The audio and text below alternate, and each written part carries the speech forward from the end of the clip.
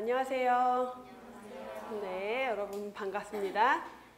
자, 저랑 좀 익숙하신 분들도 있고, 그다음에 우리 기초이론부터 저랑 같이 수업을 들으셨던 분들도 있고, 오늘 첫 수업을 오신 분들도 있어요. 자, 이번 시간은 우리 공중보건학 기본이론 강의 첫 시간이고, 자, 지금이 이제 제대로 시작이다라고 생각을 하고 강의를 같이 들어가시면 될 것 같아요.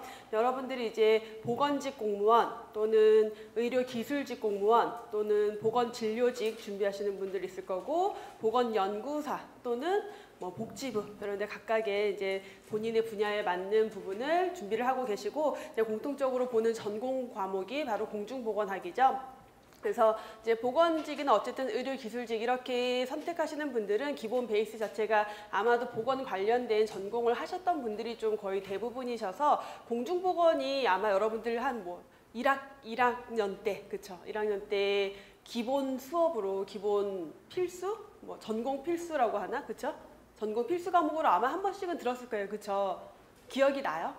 안 나요. 근데 이제 책을 보다 보면은 아 그래 이런 거 있긴 있었어. 그리고 여러분들이 이제 뭘 기억하냐면, 내가 예를 들어서 식품 쪽이다. 그럼 식품위생 보건영양 쪽이 좀 더 기억이 날 거고, 뭐 임상병리 쪽 전공이다라고 하면은 감염병에서 어떤 세균 이름이나 나오면 좀 익숙할 거고, 또 뭐 행정 쪽이다. 그럼 보건행정 파트가 좀 더 익숙할 수 있을 거고, 방사선 쪽이다면 의료기술 관련된 뭐 방사선 내용들 나오면 좀 더 친숙해질 거고, 또 의무기록이다. 그러면 용어나 의료법 이런 게 또 익숙할 거고, 그래서 각각이 자기가 조금 더 친밀도가 높은 그 챕터는 있어요. 근데 그 말은 뭐냐면 그만큼 과목에 어마어마하게 많은 내용들이 들어있다라는 게 베이스에 깔려있다라는 거죠. 그래서 여러분들이 한 번씩은 접해봤겠지만, 공중보건학은 한 과목이 아니에요. 사실 공중보건학이라는 하나의 과목이 아니라 큰 학문 안에는 열 몇 가지 되는 과목들을 다 포함하고 있죠. 환경, 역학, 통계, 뭐 감염병, 질병에 대한 것들, 의학, 간호학 들어가 있고, 또 식품이나 영양이나 노인보건, 정신보건, 또 이런 것들이 너무 많아요. 그러다 보니까 이 과목 자체가 사실은 하나의 전공 과목이라고 하기에는 되게 애매해요. 그러니까 교수님들도 아 저는 공중보건학이 전공이에요.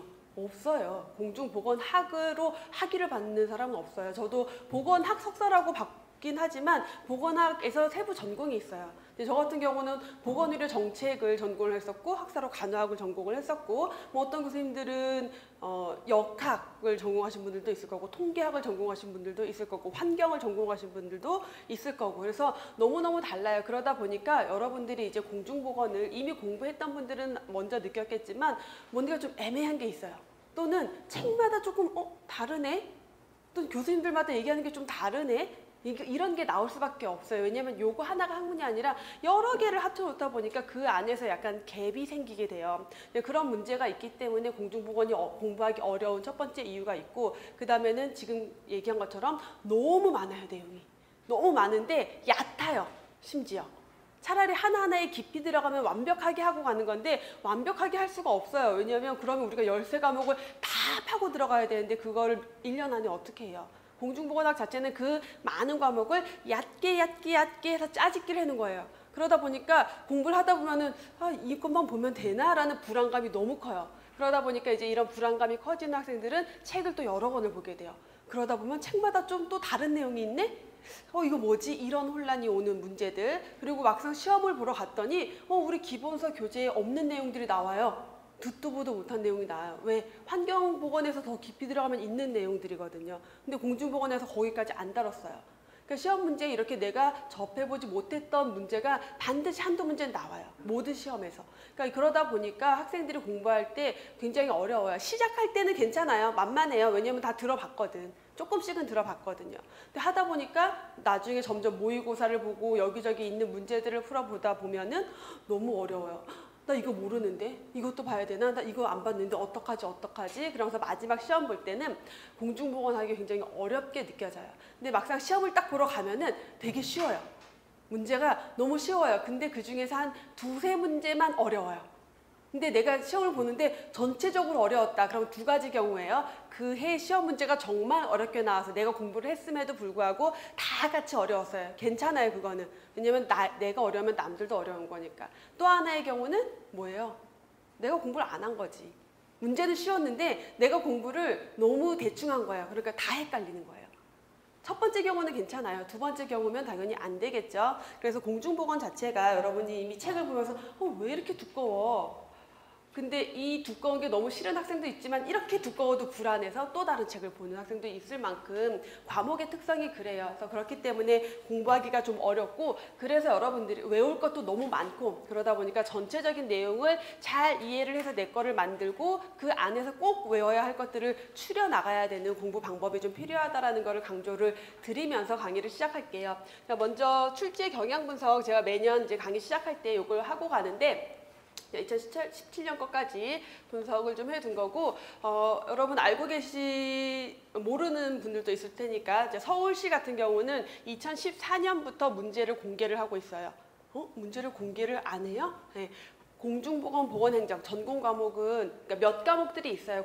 그 공무원 시험 과목들 중에서 몇 과목들이 공개가 안 되는 문제들이 있어요. 그래서 이제 수탁으로 맡기는 게 아니라 그 지자체에서 출제를 하고 비공개를 해요. 왜 비공개를 할까요? 여러분들의 생각에 맡기겠어요? 어쨌든 문제를 우리한테 알려주지 않아요. 내가 본 시험 문제를. 그러다 보니까 기출 문제에 대한 보건이 명확할 수가 없겠죠. 하지만 이제 시험 보신 분들이 기억에 의해서 이런 문제 나왔었어요 라는 걸 가지고 저희가 어떤 쪽에서 출제 비중이 높다라는 정도를 이제 강의 중에 알려드리지만 서울시 같은 경우는 공개가 14년부터 되고 있기 때문에 이걸 토대로 우선 경향 분석을 좀 해드리고 이게 굉장히 중요한 게 뭐냐면 서울시에서 어쨌든 문제를 공개를 하고 딱 내보내요. 그러면 전국 지자체에서 그거를 참고하게 돼요. 결국은 경향이라던가 난이도라던가 이런 것들을. 그리고 아무래도 서울시고 또 문제가 공개되다 보니까 문제가 좀 더 세련되고 좀 더 지문도 길고 좀 더 난이도도 약간 더 높아요. 지방보다는. 그러한 경향은 있어요. 근데 요거는 뭘 보기 위한 거냐면 어느 내용에서 출제가 많이 되냐를 보려고 이렇게 표를 좀 제시를 했는데 이렇게 보면 너무 중구난방이죠. 그래서 이렇게 그래프로 보면요. 자, 저희 교재 구성이 파트 1부터 10까지 있어요. 그래서 앞쪽에 공중보건에 대한 가장 기본적인 이해에 대한 내용들, 역학 보건통계, 질병관리, 환경보건 순으로 들어가요. 근데 보니까 그래프가 여기까지 해서 거의 하이를 찍고 있죠. 이게 뭐냐면 제가 의도적으로 출제 비중이 높고 공부하기 어렵고 난이도 높은 애들을 앞에다 다 몰아놨어요. 왜냐하면 여러분들이 시작은 되게 잘하는데 중간에 해이해지는 경우가 많아요. 그래서 여러 번 시작할 때 여러분 왜 우리 정석 이런 거 보면 앞에만 까맣잖아요. 다들 그런 거 아니에요? 앞에만 까만 거 아니에요 원래? 그래서 까맣게 만들려고 앞쪽에다가 해놨어요. 그렇기 때문에 여러분들이 강의를 들을 때 처음에 되게 무게감, 중압감이 커요. 근데 뒤로 가면은 좀 수월해져요. 왜냐하면 비중도 낮고 난이도도 낮아요. 좀 가벼운 내용들이 뒤쪽에 배진이 되어 있죠. 근데 그렇다고 무시하고 갈 수가 없는 게 우리 공무원은 어때요? 한 문제 가지고도 0점 몇 점 가지고도 당락이 결정이 되기 때문에 어느 하나도 소홀히 하고 갈 수는 없지만 요 앞쪽이 출제 비중이 높고 난이도도 높다라는 걸 보여드리려고 이렇게 표로 보여드린 거고 요거는 2009년, 10년, 11, 12년 4개년 동안 지방직에서 수탁으로 국가직으로 공무원 채용을 하고 공개했던 문제가 있어요. 그래서 그거에 대해서 출제 비중을 좀 보여주면은 마찬가지로 이렇게 봤을 때 앞쪽에 전반적으로 높고요. 보건행정에 대한 문제가 뭐 아마 한 회에서 보건행정 문제가 좀 많이 출제돼서 얘가 좀 높아지긴 했어요. 전반적으로 여기가 높아요. 그러면 우리 이제 공부를 할 때 보건직 준비하시는 분들은 공중보건, 보건행정 다 해요. 그러니까 이게 아무 문제가 안 돼요. 너무 쉬워요. 오히려 보건직 하시는 분들한테 이쪽 내용은. 근데 의료기술직 그리고 보건연구사 하시는 분들은 행정이 한 과목으로 별도로 공부하는 게 아니고 문제가 보통 한 시험에서 한 문제에서 두 문제 정도 출제가 돼요. 보통 통계적으로 봤을 때 한 두 문제 정도는 출제가 되는데 그 두 문제 때문에 한 과목을 또 다 공부하기는 너무 어려워서 마찬가지로 보건행정을 좀 요약해서 그동안 중에서 출제 비중이 높은 애들을 요약해서 이제 한 챕터로 넣어둔 거예요. 이것도 마찬가지로. 근데 여기에서 거의 대부분 나오지만 가끔 여기 없는 행정에 또 깊이 들어가는 문제가 나올 수도 있어요. 이렇게 해서 챕터가 구성이 되어 있으니까 참고하시면 되겠고 출제 경향은 뭐 이제 최근 몇 년 동안 크게 달라지는 게 없어서 그대로 좀 말씀을 드리면 우리가 20문제인데 그중에서 80% 정도는 항상 기존에 출제됐던 내용. 보통 공부를 좀 하신 분들은 4문제 이상 잘 안 틀려요. 실수해서 좀 더 틀릴 수는 있어도 4문제 이상 잘 안 틀려요. 그 언더로 틀려요. 근데 언더로 틀려야 되는데 그 중에서 한 4문제 중에서 보통 한 문제나 2문제, 한 문제 같은 경우는 전혀 새로운 문제, 아무도 본 적이 없는 문제 그런 내용이 나오고 한 문제 정도는 한 2문제 정도는 기존에 내던 문제인데 자주 출제되는 게 있어요. 그거를 깊이 아주 깊이 들어가요. 그래서 너 이것까지 알고 있어? 그래서 아는 건데 못 풀겠는 문제. 나 이거 분명 아는 내용인데 이 내용은 못 봤어. 이 주제에 대해서. 그런 문제가 한 2문제 정도, 또 한 문제 더 어렵게 나오면은 법에서 좀 어렵게 출제될 수가 있어요. 보통 그래서 한 시험에서 어려운 문제가 적으면 2문제, 많으면 한 4문제까지도 한 2-3문제 정도 그렇게 출제가 되고 있다라는 거고, 문제는 뭐 여러분들 이제 그 앞으로 문제를 풀어보면 알겠지만 문제 지문이 사실 점점 길어져요. 특히 서울시 같은 경우는 지문이 점점 길어지고 단순 암기 문제가 예전에는 좀 많이 나왔었는데 지금은 이해해야지 풀 수 있는 문제의 비중이 좀 더 높아지고 있어요. 다 그렇게 나오는 건 아니고 단순 암기 문제도 나오고 간단한 문제도 나오지만 이러한 이해 위주의 문제가 좀 비중이 높아지고 있고, 또 어떤 내용에 대해서 하나의 내용을 묻는 게 아니라 여러 가지를 적어놓고 이 중에서 맞는 거 틀린 거 찾으라는 식으로 해서 문제가 자주 출제가 돼요. 그래서 예를 들어 보면은 산업재해 지표 중에서 강도율, 이제 우리가 산업재해 지표 중에서 자주 보는 게 건수율, 도수율, 강도율, 얘네 3개를 많이 보는데 공식만 알면 풀 수 있는 이런 문제를 출제를 해요. 자, 문제에 대한 설명은 지금은 안 할게요. 근데 이렇게 이런 식의 문제가 출제가 됐었다면 그 공식이 가지고 있는 의미가 뭔지를 알아야 되는 문제, 손상 정도를 나타내는 게 뭐냐 해서 각각의 공식의 의미를 알고 있어야지 풀 수 있는 문제가 출제되기도 하고, 자, 2016년 문제 보시면은요 조금 더 이제 깊이 있게 들어간 거죠. 그 강도율에 대해서 좀 더 깊이 있게 제대로 이해해야지 이 공식 안에 그래서 반영된 게 뭐고 반영되지 않은 게 뭐야, 이거를 다 알고 있어야지 풀 수 있는 문제. 사실 정답이 3번이었는데 이 내용이 우리가 그 기본서에 설명으로 들어가 있는 내용이 아니에요. 그러니까 이 문제 같은 경우는 설명 안에는 사실 뭐 강도율이라는 거는 재해의 중증도, 강도가 손상 정도가 얼마나 심한지 알려고 하는 지표다. 그래서 공식이 연간 근로시간 수분의 재해 손실 일수 곱하기 1000이다. 이런 식으로의 공식만 봐요. 근데 여기에다가 이런 보기를 넣고 정답으로 해놨어요.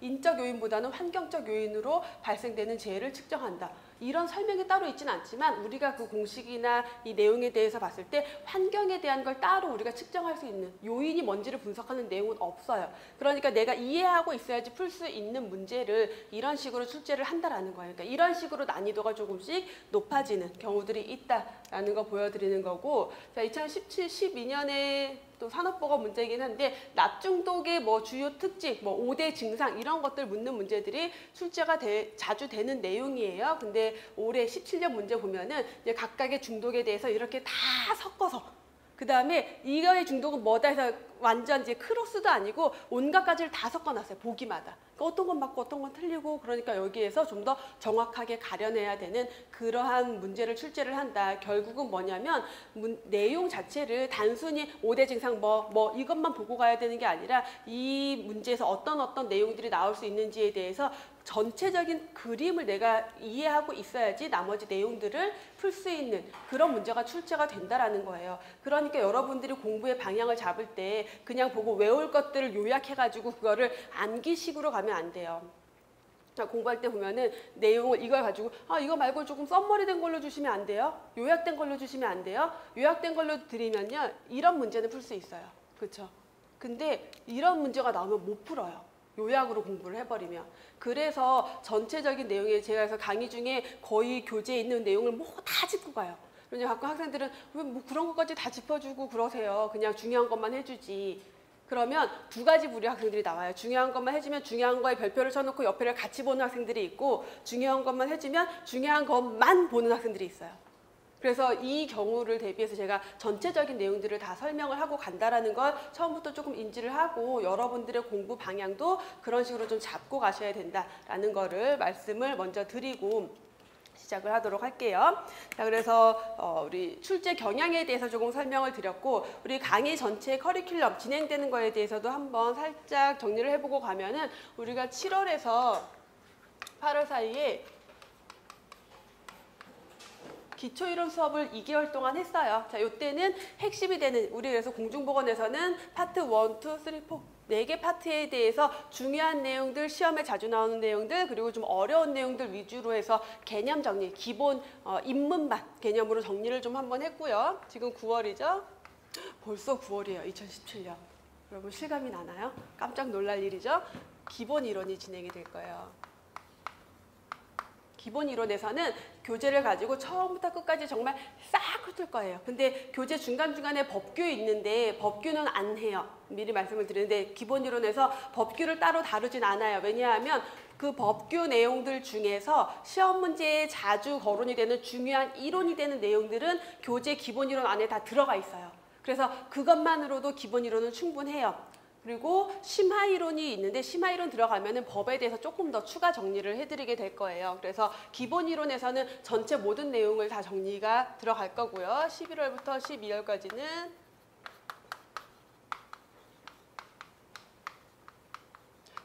작년까지는 제가 심화 이론을 할 때 이때 이제 강의를 처음 들어온 학생들도 있고 해서 기본 이론에다가 조금 내용을 더 플러스해서 하는 정도로 해서 거의 기본 이론이 중복되듯이 들어가긴 했었는데 올해는 그렇게는 안 들어갈 거고 심화 이론에서는 전체를 다 하기보다는 그 중에서 이제 핵심 되는 거, 중요한 거, 포인트 되는 거, 시험에 잘 출제되는 거 플러스 교재에 없는 거, 새로운 내용들 그리고 법규에서 조금 더 깊이 있게 들어가는 식으로 심화 이론은 좀 요약해서 들어가게 될 거고요. 그다음에 1월부터 2월 또는 3월까지가 단원별 문제풀이. 자, 이 문제는 기출문제 베이스예요. 그래서 기출문제 90% 플러스 이제 기출문제에 없지만 출제될 수 있는 문제 또는 새로운 유형 이런 식의 문제들이 해서 2개월에서 3개월 정도 진행이 될 것 같아요. 제가 워낙은 3개월 과정으로 잡고는 있어요. 문제의 양에 따라 좀 달라지긴 하겠지만 그러면은 4월이 되면은 그래서 만약에 이게 2개월 만에 끝난다라면 모의고사가 한 2개월 진행이 될 거고 얘가 3개월 진행이 되면은 나머지 한 달이 모의고사. 그래서 모의고사에서는 마지막 점검, 여러분들이 시험을 보기 위한 실제 준비가 들어갈 거예요. 그래서 문제풀이가 굉장히 중요해요, 여러분 사실. 그래서 기본 이론 당연히 기본서가 지금 이렇게 보면요. 여기에서 한번 뭐 일부 봤다 치더라도 여기에 기본 한 번, 두 번, 세 번이 들어가요. 단원별 문제풀이에서는 우리가 문제풀이가 주 수업이긴 하지만 그거를 교재 순서대로, 그러니까 교재 단원 순서대로, 내용 순서대로 그대로 문제를 풀면서 나갈 거예요. 굳이 이렇게 하는 이유는 뭐냐면 그렇게 해야지 기본서를 문제를 풀면서 동시에 기본서를 한 번을 다시 보게 돼요. 회독수를 늘리기 위한 거예요. 그래서 이 문제풀이를 처음 시작할 때 여러분들이 당황해요. 나 분명히 기본 이론, 심화 이론 들어서 이론 정리 다 했는데 문제를 푸는데 못 풀겠어. 거의 대부분 그래요.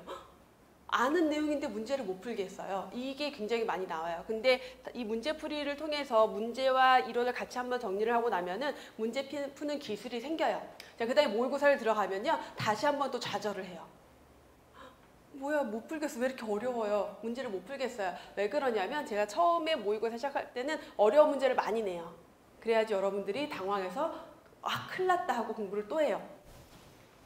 자, 모의고사를 그렇게 해서 진행을 하는데 모의고사에서는 그래서 전체적으로 어려운 문제도 계속 나갈 거지만 나중에 가면은 쉬운 문제도 굉장히 많이 나갈 거예요. 그래서 모의고사 막판에 가면은 다 맞거나 한두 개 틀리거나 이런 학생들이 많아져요.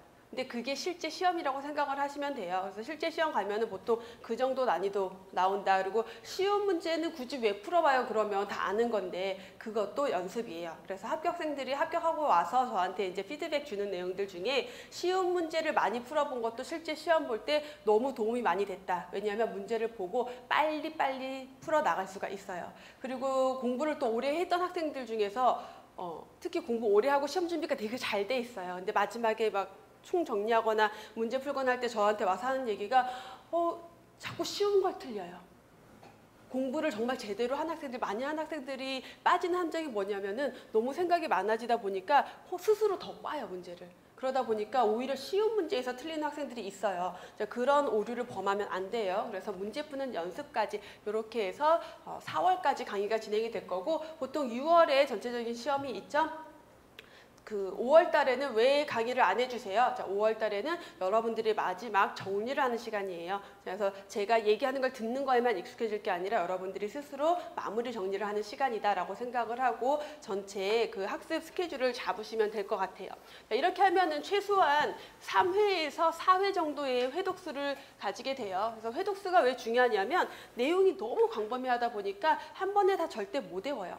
그리고 암기할 내용들, 이제 필수 암기 내용들이 있어요. 끝까지 우리 발목을 잡는 숫자들, 정말 미묘한 0.01이냐, 0.1이냐, 0.001이냐, 0.002냐 이런 것들, 또는 감염병의 종류들, 이런 것들이 이제 마지막까지 우리 발목을 잡는데, 이제 학생들 중에 이제 시험을 보고 나서 떨어진 다음에 저한테 이제 편지 보내신 학생들 중에 에이, 설마 이런 거 나오겠어? 라는 마음으로 그걸 버렸는데 그런 문제가 꼭 어디서든 한 문제는 나오는 거죠.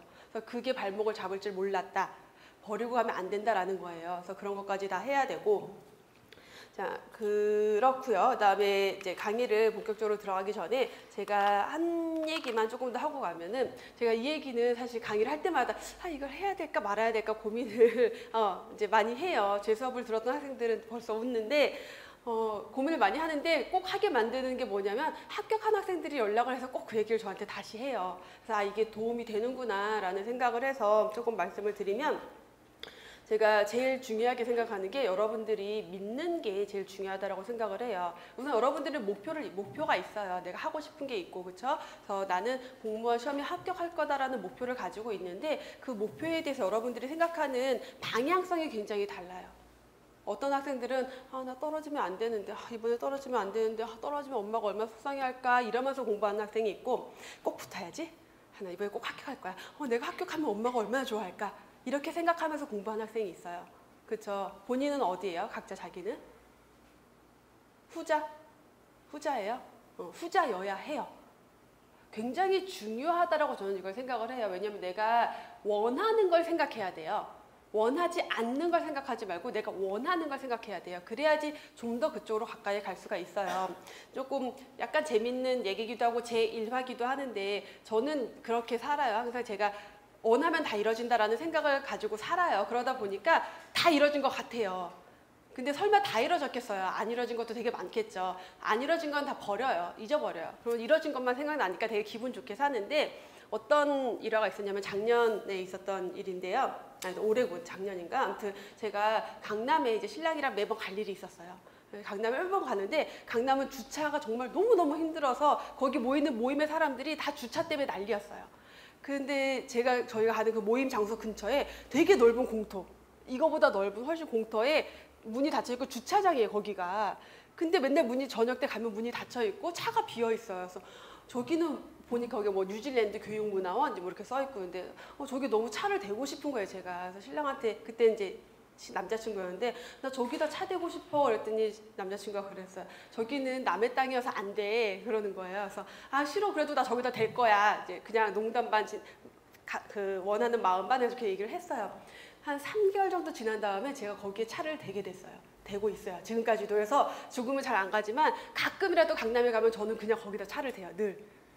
신기하죠? 진짜예요. 요만큼의 MSG도 없이 어떻게 이런 일이 생겼을까? 제가 원했으니까 됐다라고 저는 생각을 하는데, 그 과정에 뭐가 있었냐면은, 신랑이랑 제가 하는 이제 취미생활로 하는 무슨 강습이 있는데, 거기에 매 분기별로 신입 수강생들이 오는데, 저희 신랑이 강습을 할 때 온 신입 수강생 중에 한 명이 그 건물 주인의 회사의 직원이었어요.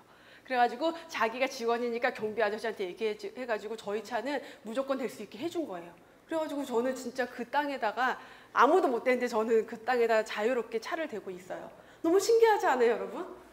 여러분이 합격이 이랬으면 좋겠다라는 거야. 내가 나는 하고 싶어 생각을 했을 때 그게 여러분들의 미래의 모습이 딱 되어 있어야 된다고 생각을 하고, 자, 이제 웃자고 얘기한 얘기지만 뼈가 있는 얘기고요. 공부를 할 때 여러분들이 내가 합격할 거야, 공부 딱 시작할 때 나 이럴 거야 해서 이번에 꼭 합격할 거야, 이렇게 얘기하는 학생이 있고, 또는 이번에 한번 해보고 뭐 되겠어요, 사실. 겸양 떠느라고. 되겠어요. 안 될 수도 있죠. 뭐 안 되면 어떡하지? 이걸 가지고 있는 학생이 있어요. 근데 그런 마음이 있을 때 공부할 때 뭐가 달라지냐면 공부를 하는 태도가 달라져요. 내가 합격할 거야 라고 호언장담을 했어요. 스스로 합격할 거야 라고 마음을 먹었어요. 생각을 하고 믿고 있어요. 그러면 공부할 때 어떻게 해요? 조금이라도 더 봐요. 이거 하나 더 보면 합격할 것 같고 얘를 봐야지 붙을 것 같으니까 계속 보게 되는데 합격할 수 있을까? 뭐 될까? 이런 마음을 가지고 있으면 보다가 힘들어요. 사실 공부하다가 그렇잖아요. 할 것도 너무 많고 힘들어요. 지쳐요. 그러면 의심이 점점 커지는 거야.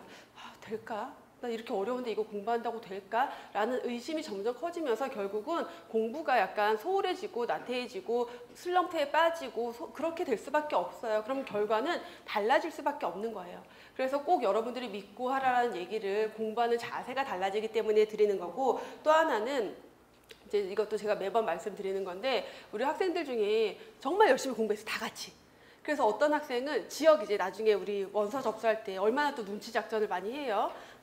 그쵸? 우리 뼈 아픈 눈치 작전, 여기를 쓸까 저기를 쓸까 고민을 많이 해요. 이건 누구나 하는 고민이에요.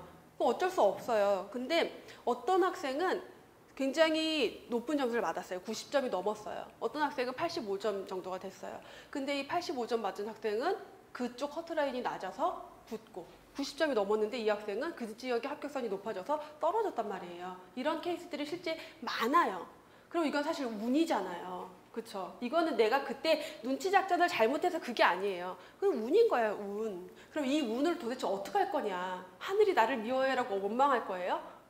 그러기 전에 하늘이 나를 이뻐하게끔 만들자라는 거죠. 그게 뭐 하나님을 믿든 부처님을 믿든 누가 중요한 게 아니라, 어쨌든 누군가 나를 도와줄 사람이, 도와줄 무언가가 있다라면은 내가 원하는 걸 얘기를 해야 되겠죠. 그래서 삼신할머니가 아기를 점지할 때 내가 딸락해 해주세요, 딸락해 해주세요 라고 얘기하는 사람이랑 아들 낳으면 안 돼요, 아들 낳으면 안 돼요 라고 얘기를 해요. 그럼 삼신할머니는 딸락해 해주세요, 딸락해 해주세요 한 사람한테는 딸을 점지해 주고요, 아들 낳으면 안 돼요, 아들 낳으면 안 돼요 그런 사람은 아들을 점지해 줘요. 왜? 앞에 말만 듣거든요.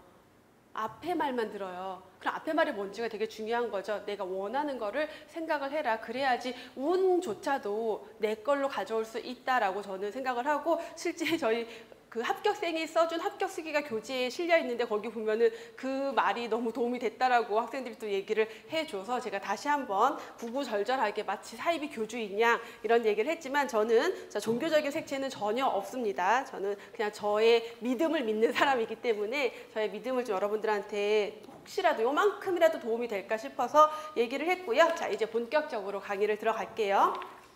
네, 교재 먼저 조금 설명을 드리고 가면은 교재가 1권, 2권으로 나뉘어져 있어요. 그쵸? 근데 1권만 해도 다른 교재 한 권이에요. 그쵸? 어이없게도 1권인데 이게 한 교재예요. 그리고 2권이 또 있어요. 그쵸? 그래서 이게 1권이 기본 이론이고 2권이 심화 이론이고가 아니고 두 개가 같이 다 합쳐서 기본 이론에 다 다룰 내용이에요. 이게 전체가 시험 범위이기 때문에 다 할 거고요. 교재 앞에 그 챕터 순서 보면은 아까 제가 출제 비중 설명드렸다시피 1권에 있는 공중보건 총론, 역학보건통계, 질병관리, 환경보건 여기까지가 1권인데 이 안에서 출제 비중이 높고 난이도도 높고 범위도 넓다라고 했고, 그 나머지 내용들이 뒤에 2권에 들어가 있고요. 각각의 단원별로 보면요, 단원마다 파트가 있고 파트 안에 장이 있는데 장별로 OX 퀴즈, 그래서 내용 점검하기 위한 OX 퀴즈가 있으니까 그거는 강의 중에 저랑 같이 풀어볼 거고, 그 다음 단원별로 파트별로 기출문제와 예상문제가 있어요. 요거는 기본 이론, 심화 이론에서 제가 안 풀어드려요. 문제풀이 따로 안 해드려요. 그럼 여러분들 자습용으로 보시면 돼요. 그래서 여러분 공부하고 문제 풀어보면서 점검하는 정도로 보시면 되겠고, 뒤에 해설 다 있으니까 찾아서 보실 수 있을 거고요. 그리고 중간중간에 있는 법은 기본 이론에서 다루지 않는다라고 말씀을 드렸고, 그 다음 교재 맨 마지막에 이제 2권까지 가면은 부록에서 기출문제로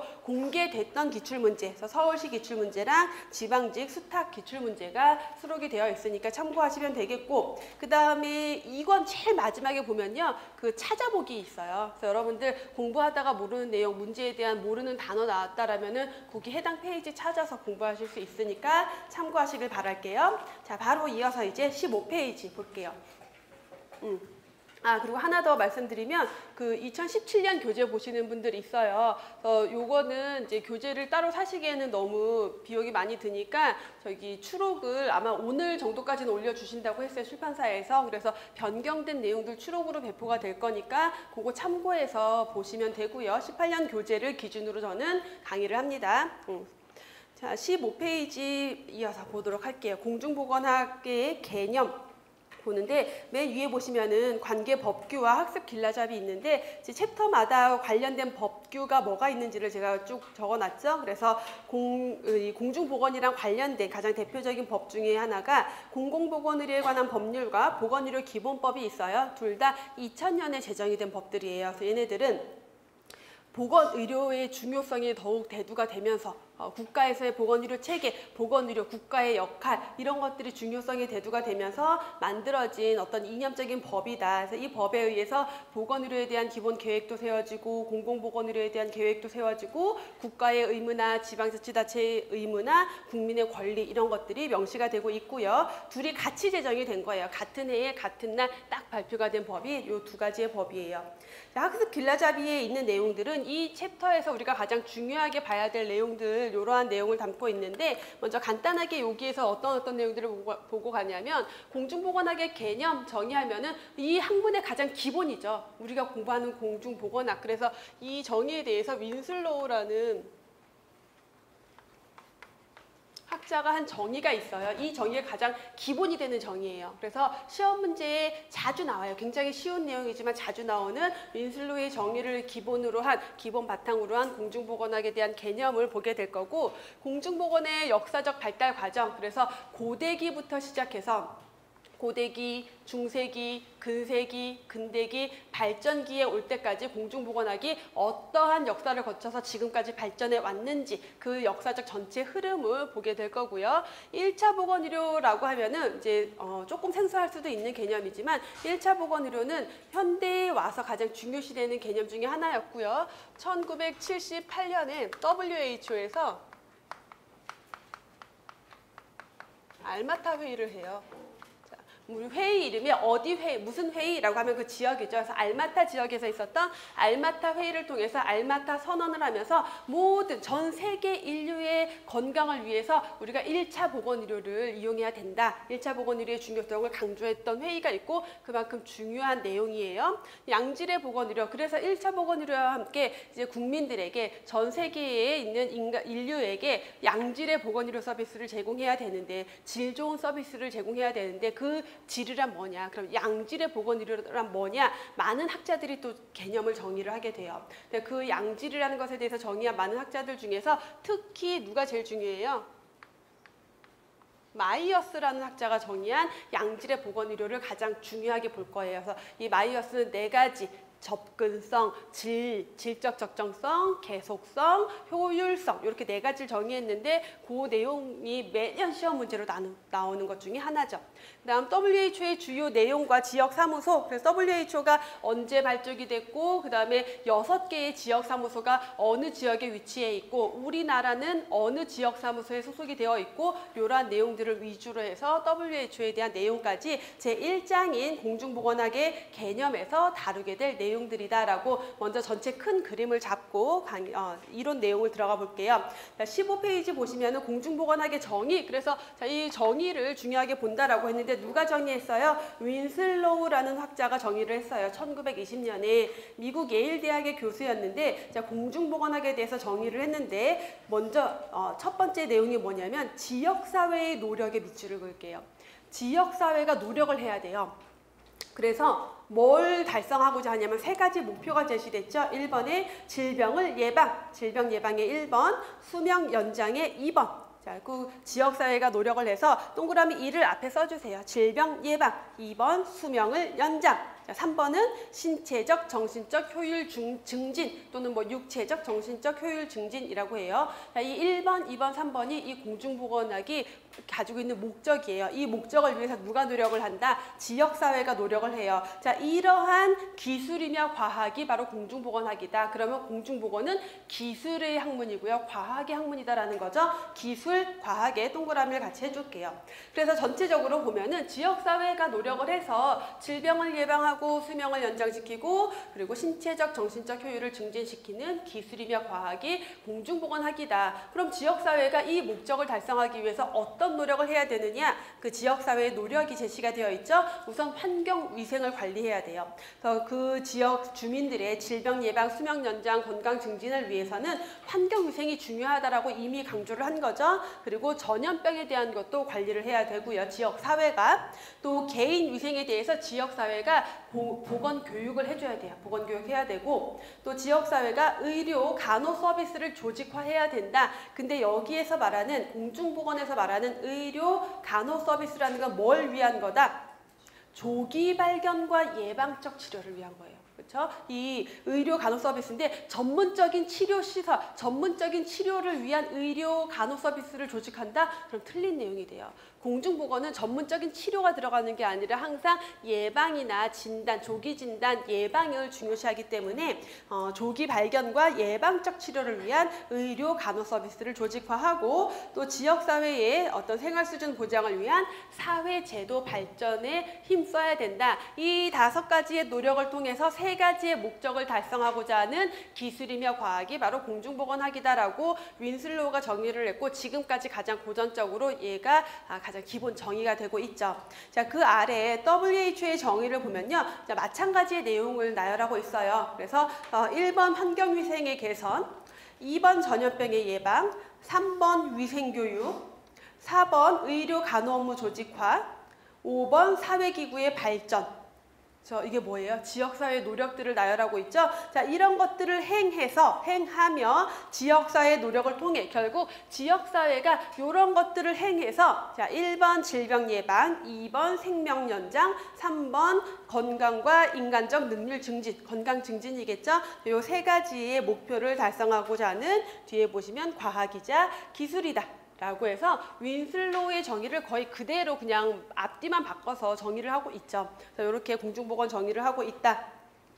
라는 거. 자, 미국 의학원의 정의는 가볍게 보고 갈게요. 자, 국민이 건강할 수 있는 여건을 보장하기 위해서 집단적으로 노력하는 게 공중보건학이다 라고 정의를 했죠. 그럼 이 공중보건학은 어떠한 내용들을 담고 있느냐? 범위를 보시면요. 환경보건에 대한 부분을 다뤄야 돼요. 지역사회가 환경위생을 위해서 노력을 해야 된다. 그만큼 환경이 지역사회 주민들의 건강에 미치는 영향이 크다. 그래서 환경보건에 대해서 환경위생, 식품위생, 환경보건, 공해, 산업환경 이 모든 것들이 다 환경보건에 해당이 되는 내용들인 거죠. 이러한 분야를 담고 있고 보건관리, 그래서 보건행정이나 영양, 인구, 모자, 가족, 노인, 학교 또는 보건교육, 통계, 정보관리, 정신보건 등등 이러한 모든 내용들을 공중보건이 담고 있어야 되고 또 질병관리 분야에서도 역학이나 전염병, 성인병, 기생충 질환 같은 것들이죠. 그리고 지역사회에서의 보건, 결국 이 모든 분야가 우리가 공중보건에서 공부해야 될 내용이고 너무 광범위하기 때문에 이걸 한 과목으로 보는 게 아니라 원래는 각각의 내용들을 다 쪼개서 하나의 학문으로 보고 있는 건데 이거는 이제 개론적으로 모든 걸 합쳐둔 게 바로 공중보건학이 되는 거죠. 관련 학문도 좀 볼게요. 자, 관련 학문은 뭐 공중위생학, 공중보건, 공중위생 거의 비슷한 개념이겠죠. 위생의학, 지역사회보건학, 뭐 의학, 사회의학 등등이 있는데 주로 의학에 대한 내용들을 이제 많이 거론이 되죠. 관련 학문에. 그래서 예방의학 또는 임상의학 우리가 이걸 많이 비교를 해보는데 예방의학은 의학이 기초예요. 의학을 기초로 하면서 자, 원래 근데 의학, 임상의학은 뭘 해요? 병원에 환자들이 오면 그 환자들 진단하고 치료하는 게 그 주 업무인데 예방의학은 어떻게 뭐 하냐면 예방을 위한 의학이에요. 그래서 그 개인이나 가족 사회의 가족의 질병을 예방하는 것을 기본으로 하는 학문이다. 그래서 공중보건과 예방의학은 사실 그 이론적인 배경 내용은 거의 대부분 겹쳐요. 근데 거기에서 좀 더 의학적인 것, 진단적인 것, 기술적인 게 많이 들어간 게 예방의학이고 공중보건학은 좀 더 지역사회 중심으로 되어 있다라고 보시면 되겠죠. 지역사회 보건학도 마찬가지로 지역사회에 있는 보건 문제 해결을 위한 학문이다. 사회의학도 어떤 건강 문제에 대해서 사회적 요인을 규명하는 거고 건설의학은 우리 뭐 집 짓고 이런 거 얘기하는 게 아니라 지금 뭐 건설 회사에서의 의학 그런 거 아니에요. 건설적인 건강. 그래서 최고 수준의 건강 목표, 건설적인 목표를 가진 어떤 학문이다라고 보시면 되겠죠. 자, 오른쪽에 17페이지 보시면 그래서 공중보건, 예방의학, 임상의학을 비교를 하고 있는데 자, 먼저 대상을 보시면 공중보건의 대상이 누구예요? 지역사회 집단, 지역사회 주민 또는 지역사회라고도 해요. 그래서 다음 중 공중보건의 대상은 누구인가라는 문제가 꽤 또 시험 문제로도 많이 나왔었는데 공중보건은 어떤 개인을 대상으로 하는 게 아니라 지역사회 주민 전체를 대상으로 하고 있다. 예방의학은 지역사회 전체가 대상이 아니라 어쨌든 의학이기 때문에 개인이나 가족, 찾아오는 개인이나 가족들을 대상으로 하고요. 임상의학은 병원에 오는 환자가 대상이겠죠. 목표를 보시면 공중보건과 예방의학은 어쨌든 질병을 예방하는 학문이다라고 했으니까 질병 예방, 수명 연장, 건강 증진이 기본적인 목표가 되지만 임상의학은 환자들의 질병을 치료하는 게 목표가 되겠죠. 그래서 공중보건은 이러한 목표를 달성하기 위해서 지역사회에 그러면 이 목표 달성을 위해서 뭔가 해야 되잖아요. 보건 사업을 해야 돼요. 근데 그걸 하기 위해서 어떻게 그 지역사회를 진단하느냐, 그 지역사회의 문제를 파악을 해야 되겠죠. 그래서 지역사회의 보건 수준, 건강 수준이 어떤지, 또 삶의 질 수준이 어떤지, 지역사회 주민들이 어떤 요구들을 가지고 있는지 이런 것들을 파악하고 또 이 지역사회의 보건 사업을 위한 어떤 자원은 뭐가 있는지 이런 것들을 다 파악을 해서 여기에는 이런 문제가 심각하니까, 이런 문제가 크기가 크니까 요걸 먼저 보건 사업으로 하자. 우선순위를 결정해서 문제 해결을 위한 문제 해결 방법을 통해서 사업을 진행하게 되죠. 하지만 예방의학은요, 질병의 원인이 뭔지를 파악하는 게 진단 방법이에요. 그래서 예방의학은 대부분의 내용이 역학이에요.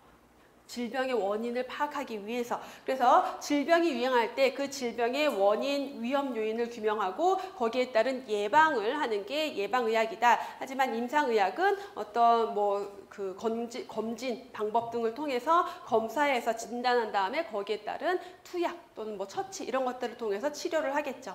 이게 세 가지 학문의 차이예요. 그래서 예전에는 단순히 이제 공중보건학의 정의의 목표로 옳지 않은 것은, 또 지역사회 노력으로 옳지 않은 것은 이런 문제가 나왔었는데 최근에 경기도 의료기술직 문제라든가 서울시 문제도 그렇고 공중보건학에 대한 설명으로 옳은 것은 옳지 않은 것은 해놓고요. 지금 이 정의부터 해서 여기까지 했던 내용들을 다 짬뽕을 해서 완전히 길게 서술을 해놔요.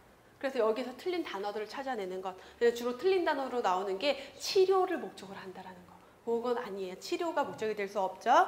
그런 것들 보시면 되겠고, 공중보건 사업을 보시면요.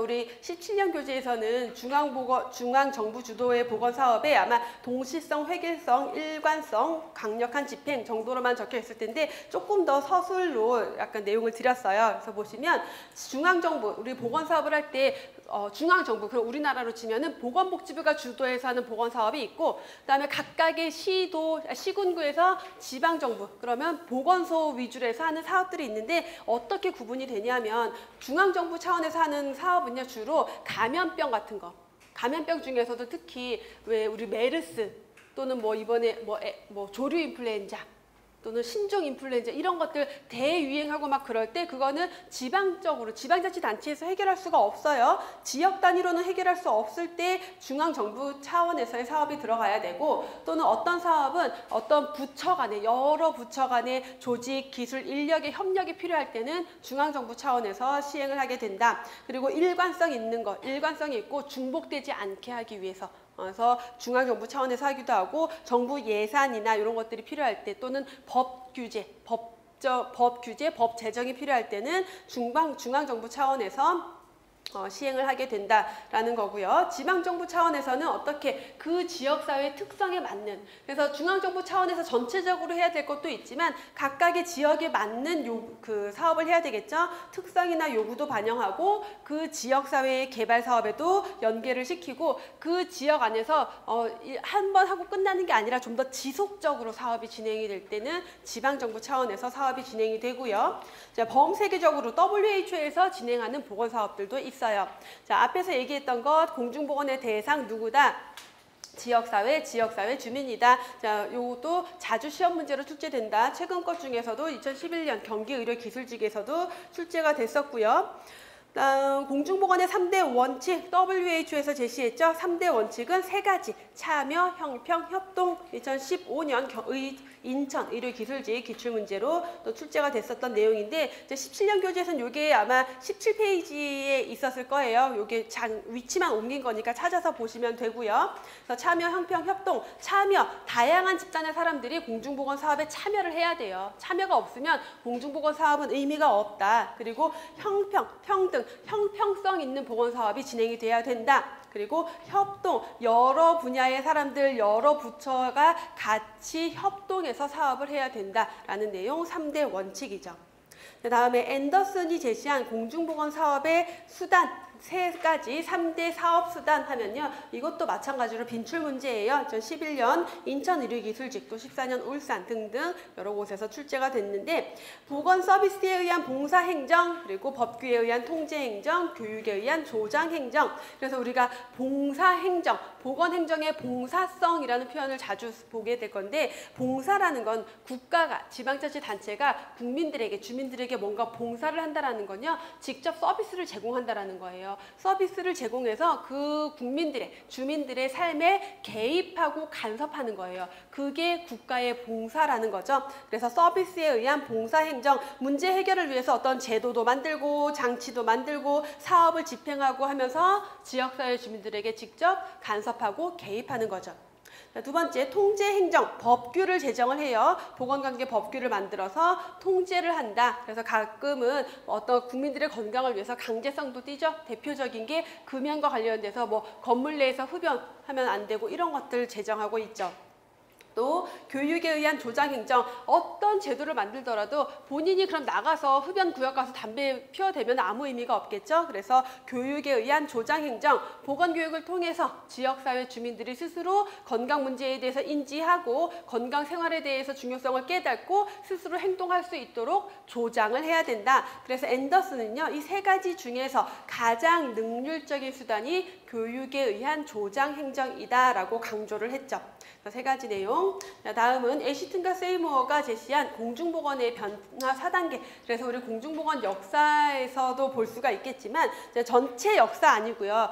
우리 여기서 보는 공중보건학의 역사적 발달 개념은 역사적으로 전 세계적으로 공중보건학이라는 개념이 생겨나기 이전부터 건강의 문제는 늘 있었어요. 질병의 문제는. 그래서 어떤 시각을 가지고 어떻게 발전을 해왔는지 보는 거지만 여기 애시튼과 세이모어가 제시한 건요. 그럼 공중보건이 언제 대두가 돼서 어떻게 변화되어 왔느냐예요. 그럼 공중보건은 언제 처음 대두가 됐을까요? 공중보건 사상이 도입되기 시작한 거, 사상이 싹트기 시작한 게 우리 공부하셨던 학생들은 기초이론 들었던 학생들은 요건 안 했겠구나. 역사를 안 했으니까. 자, 우리 기본에 공부하셨던 학생들은 언제 공중보건 사상이 언제 싹 텄어요?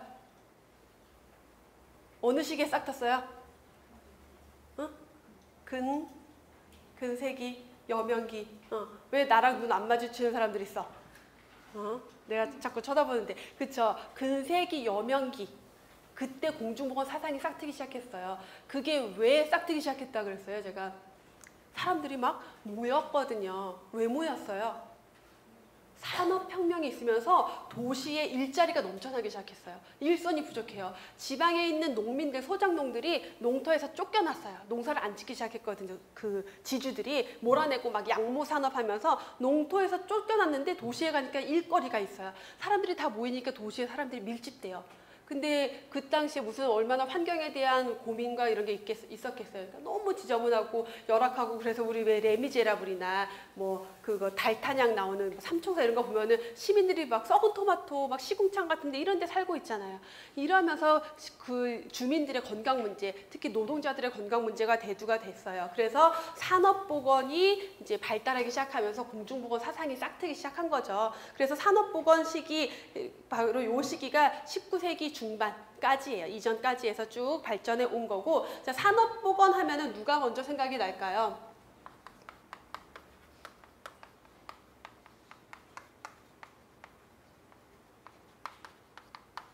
라마찌니. 라는 산업보건 근세기 여명기 때, 자, 요 라마찌린이라는 사람이 너무 많은 직종이 생기니까 어떻게 이 다양한 사람들의 질병의 문제가 있구나, 결국 직업이 이 사람들의 직업이 질병 문제로 연결되는구나라고 강조를 하면서 산업보건이 이제 막 발달하기 시작하고, 그러면서 공중보건 사상이 싹튼 거는 이제 인구 집단의 문제들에 대해서 관심을 가지면서 누가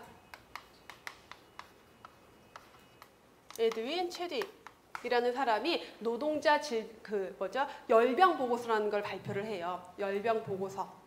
그래서 우리 노동자들의 근무 환경이 너무 이렇게 열악해. 그래서 이렇게 아픈 거예요. 그래서 국가가 뭔가 관리를 좀 해야 돼요. 그래서 이 에드윈 체딕이 제시한 열병 보고서를 통해서 노동자 위생 상태 조사위원회가 설립이 되고, 영국에서 공중보건법이 제정이 돼요. 최초로. 그게 1848년이었어요. 뒤에 역사할 때 다시 나올 거예요. 그래서 그렇게 하면서 이 산업보건의 시기가 시작이 된 거죠. 산업화 도시화로 인한 보건 문제에 대처하기 위해서 19세기 중반에 이제 대두가 된 거고, 그러다가 이제 여명기라고 해요. 근대기로 넘어가요. 뒤에서 다시 나올 거예요. 자, 그 개인 위생의 시기로 넘어가요. 왜냐하면 이때쯤 개인 위생의 시기로 넘어가는데, 이때쯤부터는 뭐가 생기냐면 사람들이 학자들이 세균을 발견하기 시작해요.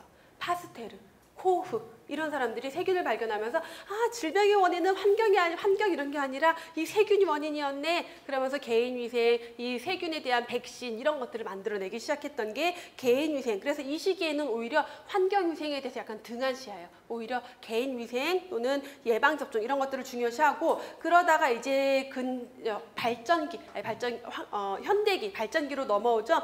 치료의학의 시기로 들어가는 거예요. 의학기술, 과학이 발달하면서 의학기술이 눈부시게 발달하면서 웬만한 질병들을 다 치료해 나가요. 그러다 보니까 감염병 같은 것들은 많이 치료가 됐죠. 치료의학의 전성기, 그래서 의학 자체가 치료에 집중이 되어 있다가, 그러다 보니까 1970년대 이렇게 넘어왔더니 뭐가 문제가 됐어요. 이제 감염병은 어느 정도 정복이 됐는데 만성질환, 성인병이 문제네. 근데 이거는 치료가 안 돼요. 그러다 보니까 의료비가 너무 많이 발생이 되네. 그래서 안 되겠다. 어떻게 하면 이걸 바꿀 수 있을까? 그러면서 신공중보건. 그래서 여기서부터는 새로운 공중보건의 시기. 그래서 생활습관을 개선하자, 환경위생이 중요하다, 또는 뭐 보건의료 체계를 바꿔야 된다, 이러면서 건강 증진의 개념까지 발달되게 된 거죠. 자, 여기까지가 공중보건의 변화 4단계까지의 내용이었고요.